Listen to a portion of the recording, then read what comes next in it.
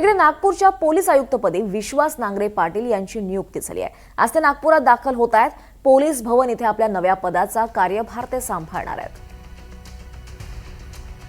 नागपूरच्या पोलीस आयुक्तपदी विश्वास नांगरे पाटील यांची नियुक्ती झाली आहे आणि आज ते आपला कार्यभार स्वीकारणार आहेत।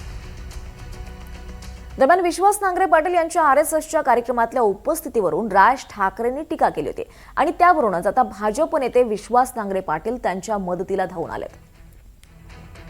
उच्च आणि तंत्र शिक्षण मंत्री चंद्रकांत पाटील यांनी सुद्धा आरएसएस ही देशद्रोही संघटना नसून देशप्रेम शिकवणारी संघटना असल्याचं स्पष्ट सांगत पोलीस आयुक्त विश्वास नांगरे पाटील यांच्या उपस्थितीचं समर्थन केलंय। तर दुसरीकडे माजी मंत्री सदाभाऊ खोत यांनी सुद्धा नांगरे पाटील यांची पाठराखण करत ग्रामीण भागातून येऊन मोठं पद मिळवलेला अधिकारी हा तरुणांसाठी आदर्श आहे, त्यामुळे अशा कार्यक्रमात सहभाग घेणं चुकीचं नाही असं सदाभाऊ खोत यांनी म्हटलंय।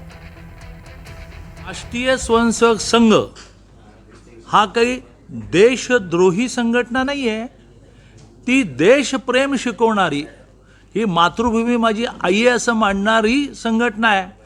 3 वेळा बंदी आणण्याचा प्रयत्न केला, 3 वेळा ताऊन सुलागून राष्ट्रीय स्वयंसेवक बाहेर पडला।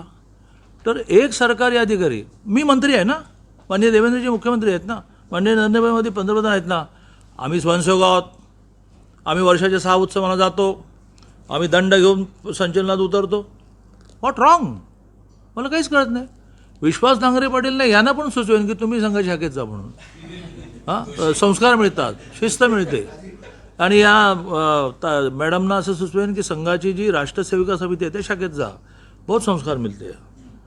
विश्वास नांगरे पाटील संघाच्या कार्यक्रमात जातात, यात काही चुकीचं नाही। मी तर असं म्हणेन की ते सिव्हिल ड्रेसवरती गेलेले होते, त्यांनी खऱ्या अर्थानं खाकी वर्दी घालून तिथं जायला पाहिजे होतं आणि मग खाकी वर्दीतल्या माणसातला माणूस अजून जागा झाला असता आणि तो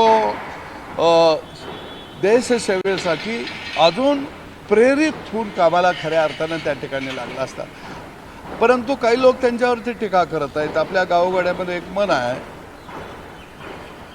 कुत्ते को घे पचत नसतं, ही गावगाड्यामध्ये एक जुनी म्हण आहे। त्यामुळं चांगले विचार काही लोकांना पचनी पडत नाहीत, पचत नाहीत, हे आता या सगळ्या एकंदरीत घडलेल्या घडामोडीवरून दिसून येतं।